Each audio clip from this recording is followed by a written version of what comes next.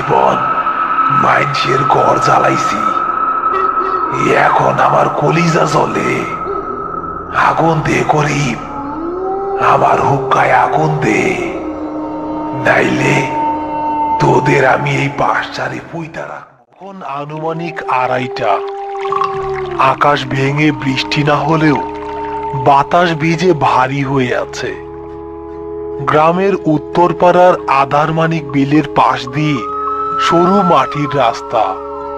রাস্তার দুই পাশে ঘন হিজল আর তমাল গাছের জঙ্গল। চাঁদ মেঘের আড়ালে, তাই ঘুটঘুটে অন্ধকার। করিম আর রতন কাদা পানির মধ্য দিয়ে গেদু মাতব্বরের লাশ কাঁধে করে গোরস্থানের দিকে এগুচ্ছে। ভাইজান, ও ভাইজান, একটু থামেন, আমার কাঁধের চামড়া মনে হয় ছিলা গেছে। এই মাতব্বরের লাশটা এত ভারী কেন? মনে হইতাছে আজ তো একটা মরা মহিষ কাঁধে নিয়ে হাঁটতাছি।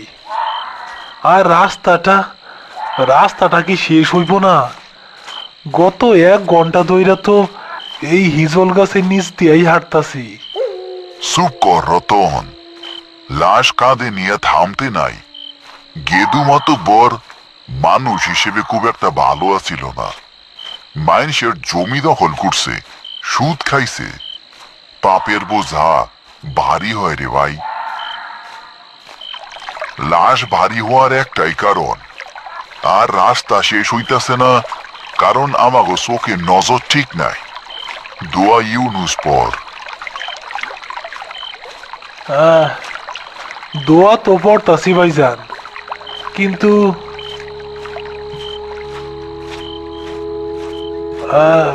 ভাইজান, একটা গন্ধ পাইতেছেন? কিসের গন্ধ? মরা ইঁদুরের? বিলে মরা জানোয়ার বাসতে পারে। না ভাইজান, ইঁদুর না, পোড়া তামাকের গন্ধ। কড়া একটা তামাকের গন্ধ। গেদু মতো বাইসা থাকতে যেমন হুক্কা টানতো, ঠিক সেই রকম গন্ধ। মনে হইতাছে কেউ আমাকে খুব কাছে বসা হুক্কা টানতাছে। বাতাসের দোষ রতন, মাতব্বর তো মারা গেছে, এখন হুক্কা টানবো কে? তুই মনের ভূত দেখতাছস। পাঁচালা, ওই তো সামনে বাঁশঝাড় দেখা যাইতাছে, ওইটা পার হইলেই গোরস্থান। তারা বাঁশঝাড়ের কাছাকাছি এলো। বাঁশঝাড়ের ভেতর দিয়ে বাতাস প্রবাহিত হওয়ার সময় এক অদ্ভুত শব্দ হলো, যেন বাঁশগুলো একে অপরের সাথে ঝগড়া করছে। খাটিয়ার উপর গেদু মাতব্বরের লাশটা সাদা কাফনে মোড়ানো, কিন্তু তার শরীরের গঠন বিশাল হওয়ায় কাফনটা টান টান হয়ে আছে। হঠাৎ খাটিয়াটা করিমের কাঁধের উপর প্রচন্ড জোরে একটা ঝাঁকুনি খেল। মনে হলো খাটিয়ার উপর শুয়ে থাকা লাশটা পাশ ফিরল। আহ রতন, খাটিয়াটা এমনি নড়াইতাছস কেন? ঠিক মতো ধর। আহ, আমি তো নাড়াই নাই ভাইজান। লাশটা লাশটা নড়ছে ভাইজান। আমি স্পষ্ট টের পাইলাম লাশের পা আমার পিঠে গুতা দিল। মাতব্বরি করিস না রতন, মরা মানুষ গুতা দেয় না, হয়তো রাস্তা উঁচা মিশা। করিম আবার হাঁটতে শুরু করলো, কিন্তু তার বুকের ভেতরটা ধকধক করছে, কারণ সেও অনুভব করছে লাশের মাথাটা তার ঘাড়ের কাছে নড়ছে, এবং সেই পোড়া তামাকের গন্ধটা এখন এত তীব্র হয়েছে যে দম বন্ধ হয়ে আসার উপক্রম। হঠাৎ অন্ধকার বাঁশঝাড়ের ভেতর থেকে একটা খসখসে গলার আওয়াজ ভেসে এলো। আওয়াজটা খুব কাছে, মনে হচ্ছে খাটিয়ার উপর থেকেই আসছে। আগুন দিবি না ও করিম? হুক্কায় আগুন দিবি না? ভাইজান, লাশ লাশ তো কথা কয়, ও আগুন চায়। করিম টর্চ লাইটটা জ্বালানোর চেষ্টা করলো, কিন্তু ভয়ে তার হাত কাঁপছে। টর্চের আলো জ্বলে উঠতেই তারা এক ভয়াবহ দৃশ্য দেখলো। খাটিয়ার উপর শুয়ে থাকা গেদু মাতব্বরের লাশের মুখের বাঁধন খুলে গেছে। কাফনের কাপড় সরে গিয়ে তার মুখটা বেরিয়ে এসেছে। গেদু মাতব্বরের চোখ দুটো টকটকে লাল এবং খোলা। সে শুয়ে নেই, সে খাটিয়ার উপর উঠে বসেছে। তার দুই হাত বাড়িয়ে সে করিমের দিকে তাকিয়ে আছে, আর তার মুখ দিয়ে একটানা কালো লালা বের হচ্ছে।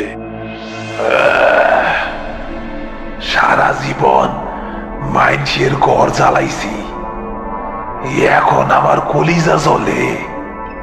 আগুন দে করিম, আমার হুক্কায় আগুন দে, নাইলে তোদের আমি এই বাঁশঝাড়ে পুইতা রাখবো। রতন, খাটিয়া ফালা।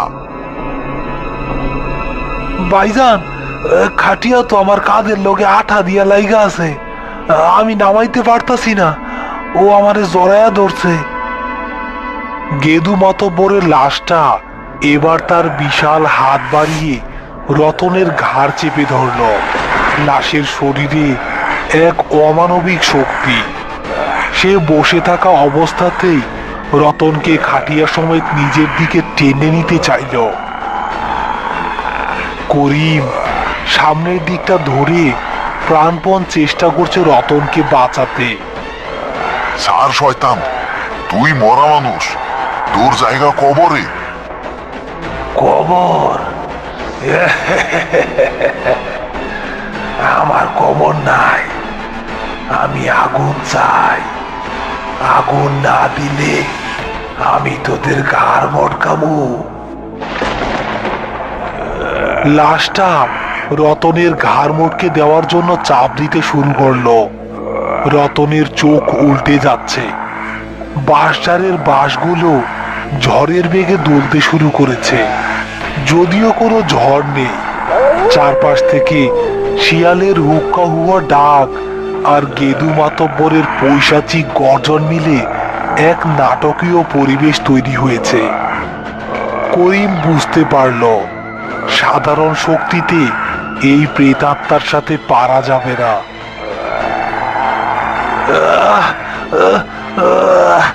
ভাইজান, ভাইজান, ভাইজান, বাঁচান, বাঁচান ভাইজান। সার, সার শয়তান, আমার ভাইয়ের গলা সার। করিম নিজের হাতের মোটা লাঠিটা দিয়ে সজোরে গেদু মাতব্বরের হাতে বাড়ি মারল।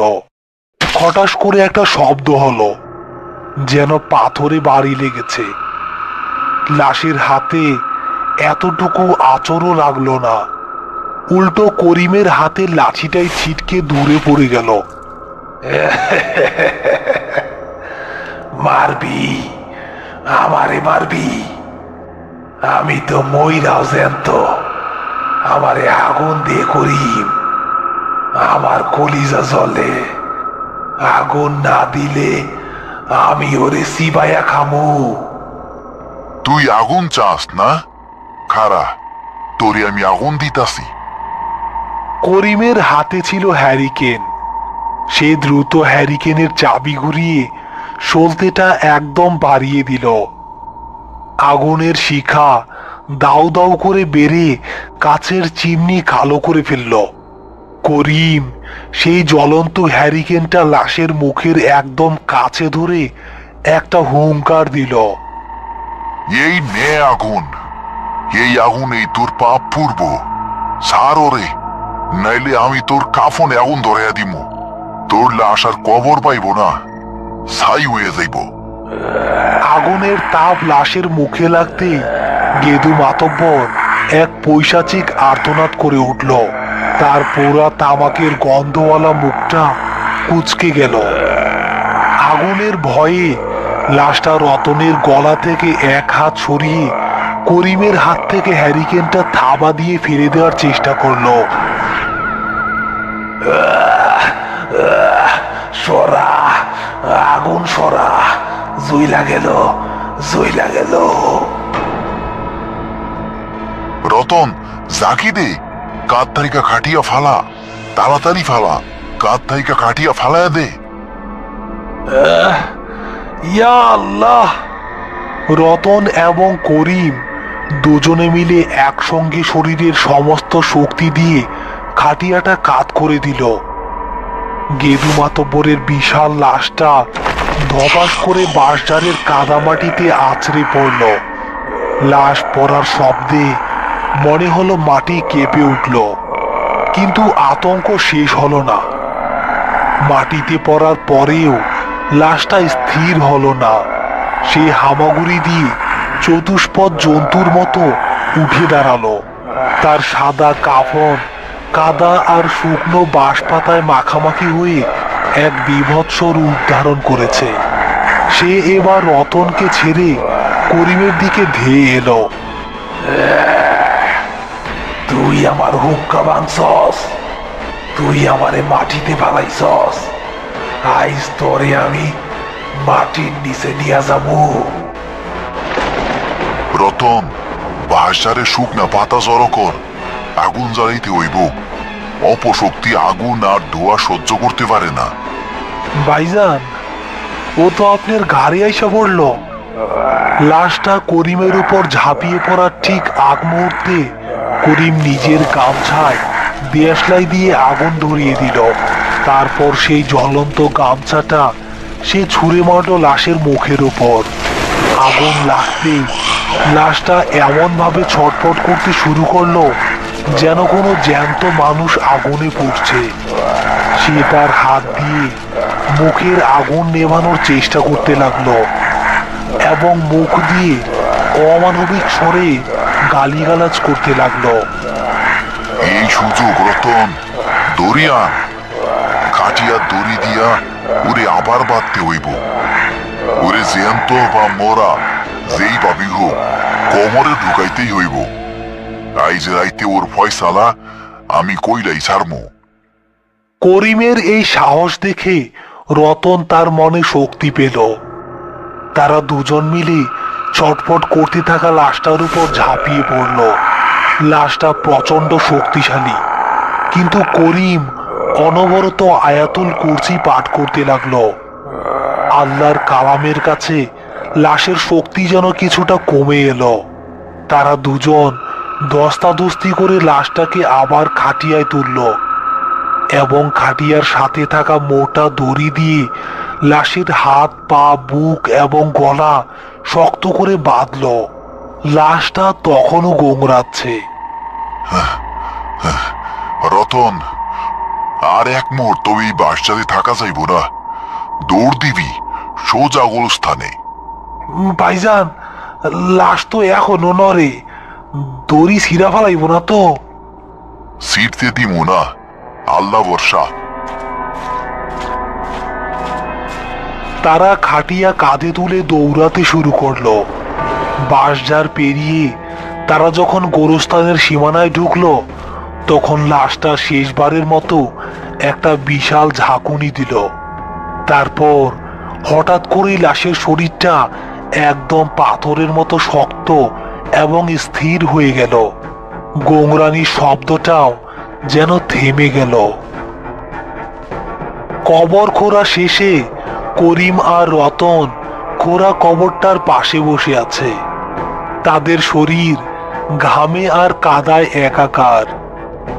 কবরের ভেতর গেদু মাতব্বরের লাশ নামানো হয়েছে।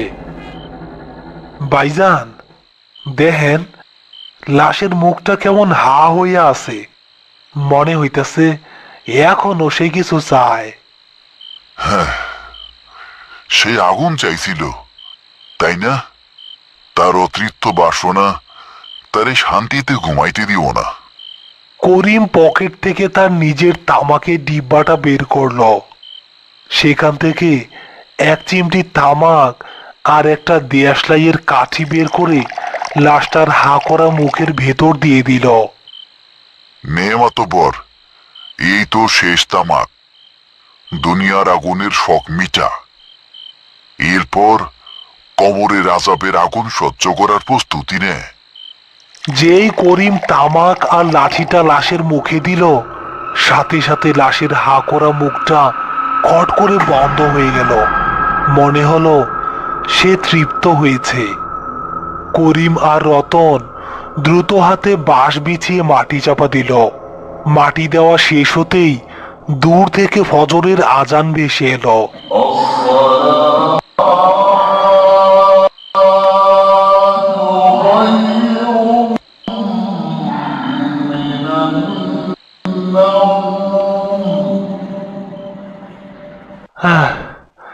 ভাইজান, জানটা কোনো মতে হাতে নিয়ে ফিরলাম।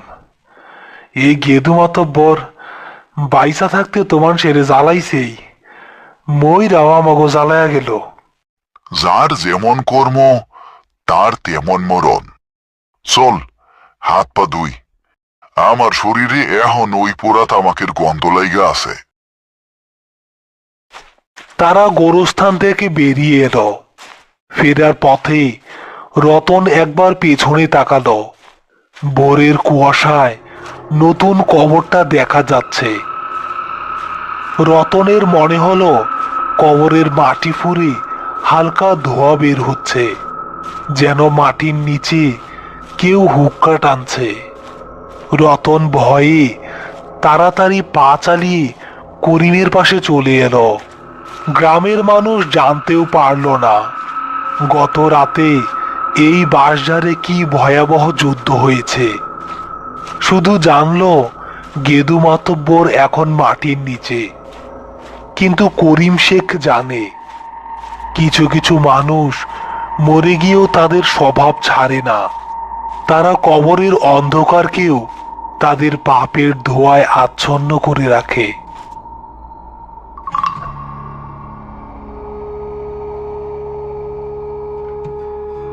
হ্যালো প্রিয় বন্ধুরা, আশা করি আজকের ভয়ঙ্কর গল্পটি আপনাদের ভালো লেগেছে।